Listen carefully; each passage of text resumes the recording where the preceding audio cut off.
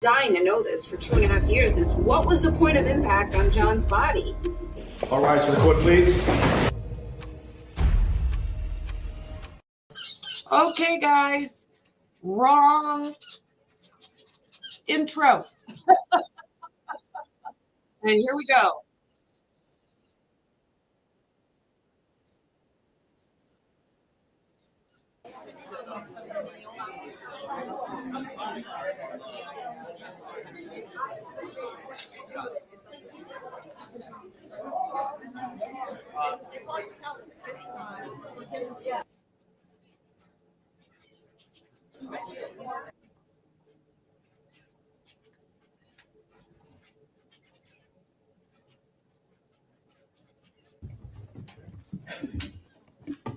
Nobody have nothing to do today? Is anybody not ready?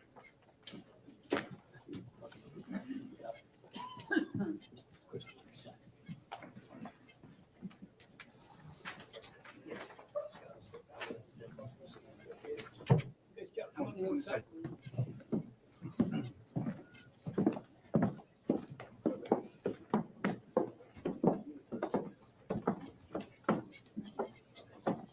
No, leave it here. All right, good. Everyone's ready? Good morning. My name is Detective Lieutenant Scott Spernicki from the Public Information Office. We are here today to discuss updates on a 1997 homicide case. We have some of our friends in law enforcement here today to speak with you. You'll hear from the Police Commissioner, Patrick Ryder, the Nassau County District Attorney, Ann Donnelly.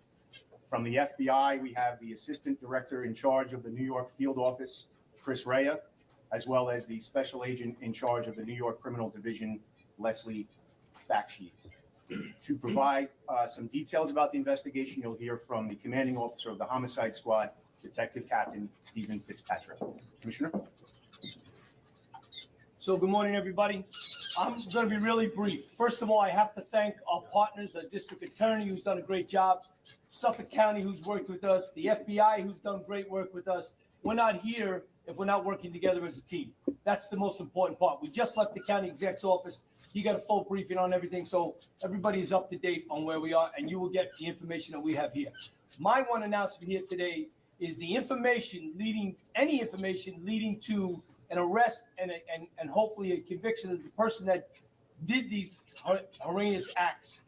We are offering a $25,000 Crime Stoppers Award. So please, anybody with information, after you hear it from Detective Captain Fitz, please give us any information you have. There's a $25,000 Crime Stoppers reward. I'm now going to turn it over to the district attorney. Thank you, Commissioner. Thank you also to the FBI who has helped us so much in this investigation, the Suffolk County Police Department. Today is a bittersweet day. Today, after decades, we are finally going to be able to tell you the identities of two victims back from 1997. The mother's name was Tanya. The baby's name was Tatiana. You'll get more detailed information on their identities from Captain Fitzpatrick. The reality is, our work has just begun. Knowing the identities of the mom and the little baby is just a first step to help us get to solving these murders. Having their identities helps us now say to the public, please, if you knew Tanya, if you worked with her, if you met her at the grocery store, you had an interaction with her, please contact us and let us know. Every little thing we can find out about her leading up to her death will help us to solve this horrific, horrific crime. We stand here together, as the Commissioner said. If it wasn't for our partners, we would never have gotten to this moment. We want to find out more about who they are and where they were and where they were coming from. My office is ready. My cold case unit and homicide prosecutors have worked alongside the Nassau County Police Department, the Suffolk Police Department, the FBI, to get us to this day. For the past few years, my prosecutors have helped piece together unsolved homicides and identify perpetrators. That work included prosecuting a known serial killer we connected with a more than 50-year-old homicide in one of the oldest DNA cases in the county. Solving aging cases like these are extraordinarily challenging, especially as evidence and people's memories fade in time. But we will never give up. We will never give up. Not on an unsolved homicide, not on Tanya and Tatiana. We will follow every lead. We will pull at every thread until we can get justice for this mother and this child. Tremendous work has been done already to get us to this point. I look forward to continuing this partnership and determining what happened to Tanya and Tatiana. Thank you.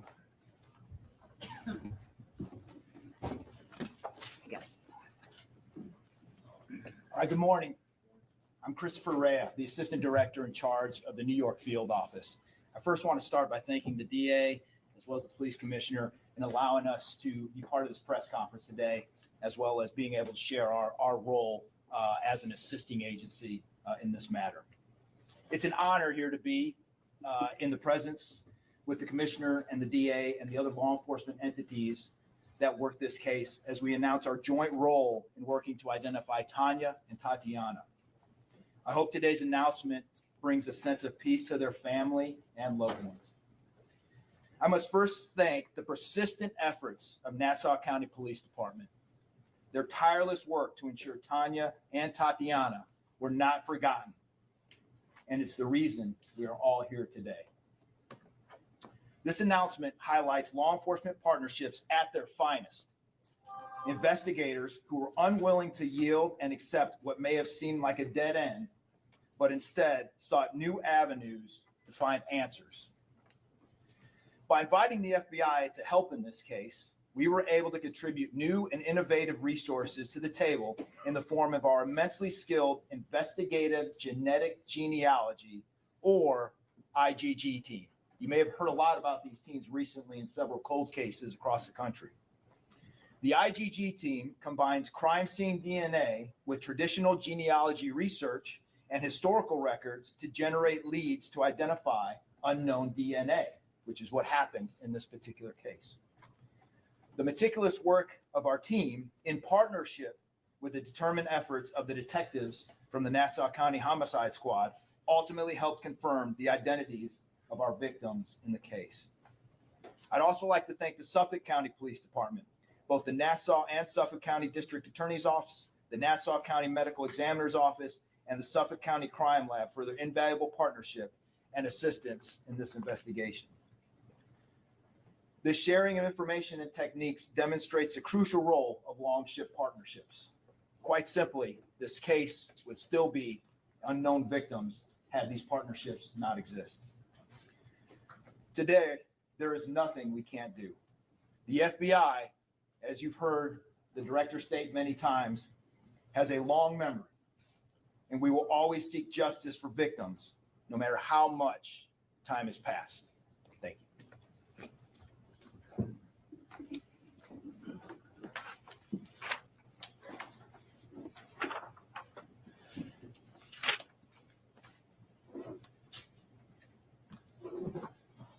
I'd like to thank everybody for being here today to help us in this pursuit for justice. As you see up on the screens right now is the infamous tattoo of the peaches. Today, we'd like to provide an update on these identities of the two homicide victims who have historically been referred to by the nicknames Peaches and Baby Dove. The first victim was an African-American female. She was located over 27 years ago.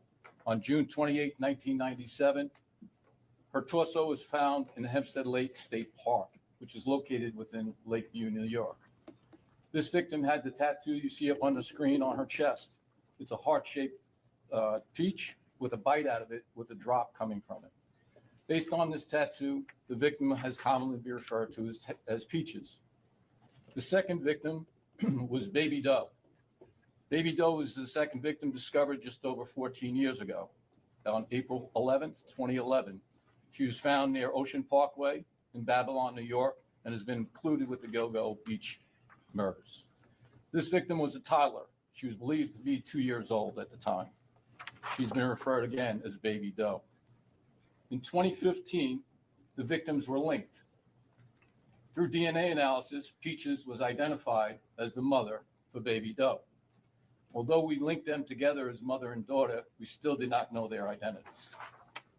In 2020, the FBI assisted us, and the DNA was turned over to their team. They began their investigative genetic genealogy studies, which would eventually lead to the identifications of these victims. Agents and detectives subsequently interviewed family members and obtained DNA samples to confirm the identities through our Nassau County Crime Lab. As a result of this technology, the interviews, the further DNA testing and analysis, we can now provide the names to both victims. Tanya is Tanya Denise Jackson. Tanya was born on October 22nd, 1970 in Alabama. When she was found in 1997, Tanya was 26 years old and a single mother. She was a U.S. Army veteran, as you see her in her fatigues. She was living in Brooklyn, New York. And at the time, she drove a 1991 Geostorm color black. This is her daughter, Tatiana Marie Dykes. Tatiana Marie Dykes was born March 17th, 1995 in Texas. She was a 2-year-old female, and again, the body was discovered along Ocean Parkway in Babylon, Go-Go Beach area. Again, in 2015, she was linked to her mother through DNA analysis. This is both of them as they appeared back then.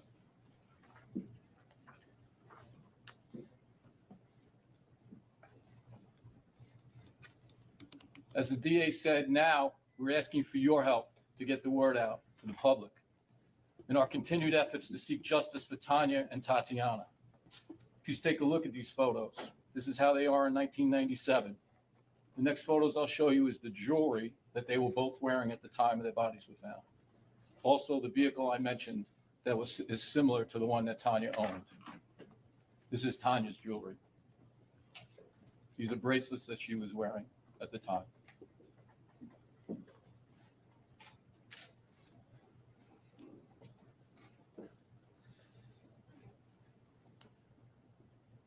This is Tatiana's jewelry, pair of earrings and a necklace.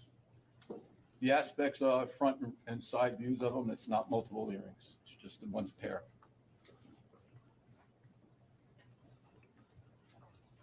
This is a Geostorm that's similar to the car that Tanya owned and drove in 1997. Obviously, this is not the actual car.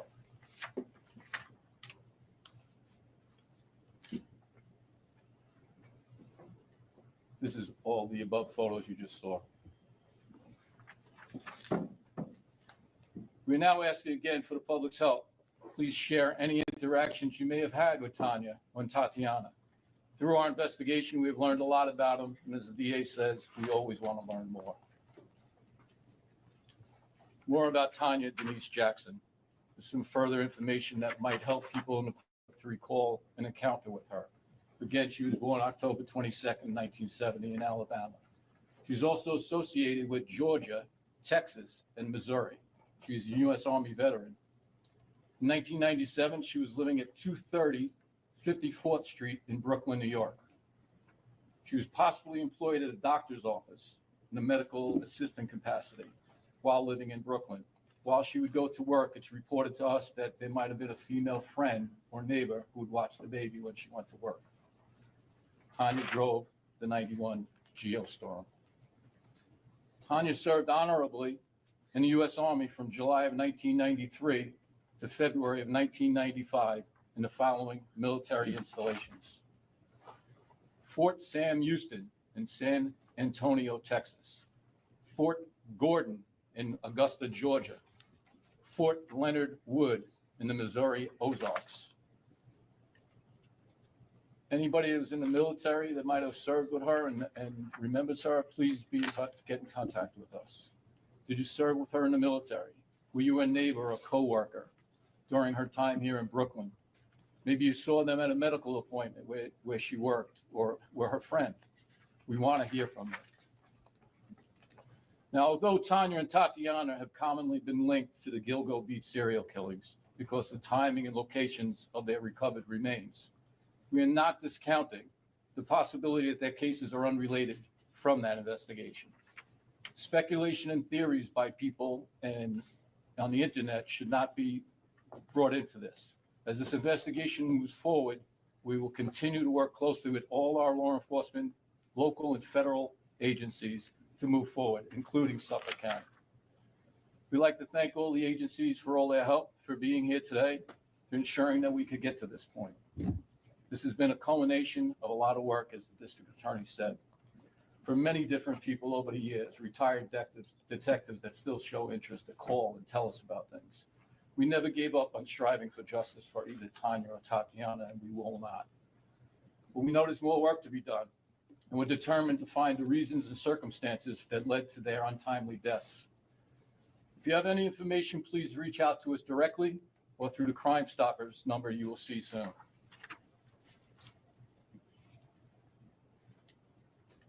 In conclusion, there's some people we'd like to thank. First of all, we'd like to thank the Crime Stoppers Board for their generosity of increasing the reward to $25,000. Next, a special thanks to the Nassau County crime victims and Douglas Matthey of Horton Matthey Funeral Home in Greenport, New York. Through their time and generosity, they helped us to make it possible to reunite Tanya and Tatiana and have them laid to rest back home in Alabama with their family in full military honors.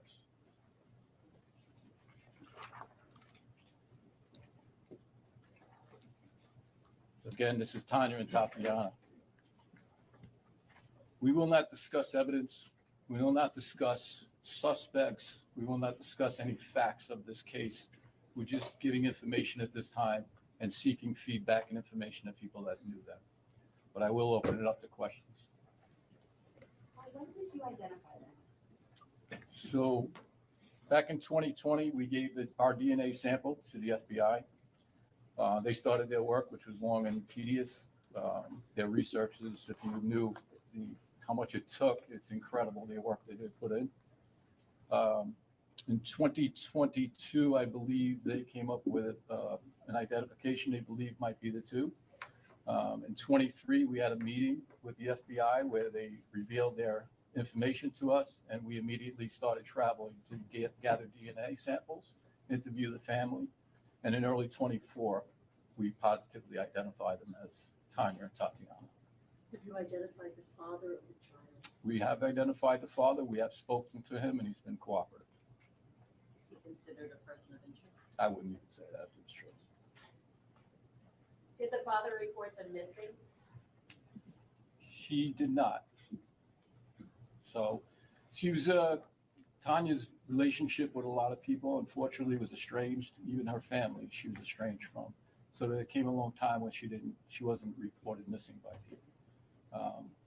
And she was traveling with the military and such, so made it possible for that to happen. I guess that the father and Tanya were not living together because he's so close, like. They were not living together. Can you tell us why it took a year to announce to us that they've been identified? We had 27 years of catching up to do. The needs of the investigation dictated that we withhold that information until we talked to the family, settled their remains, and put them laid to rest. When did that funeral service happen? Within the last month or two. Sorry. Could you tell us exactly where she was located? Sorry? Could you tell us exactly where she was located? Who are you speaking to? Peaches and Peach's torso was found in Hempstead Lake Park in Lakeview, and the toddler was found in the easternmost point of Ocean Parkway. Thank you, everyone. We're going to have a press release going out with their names within the hour. Thank you. Thank you. Will Thank the you. photos be included in the press release? Scott? In the press release? Yes, Well, yes. just- How just that one- was reacted to, by the resolution. How did the- What happened? 27 years, the peace came. I got it right here, boys. 21. Just the big one. These are the crimes. Yeah, amen to that. And then that's the photo. So more victims of Rex Heurmann, I'm assuming, just unreal. May they rest in peace.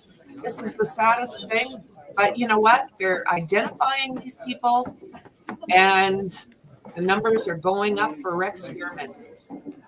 So with that said, guys, I'm gonna leave it there. We've got court starting up in about 20 minutes for Karen Reed.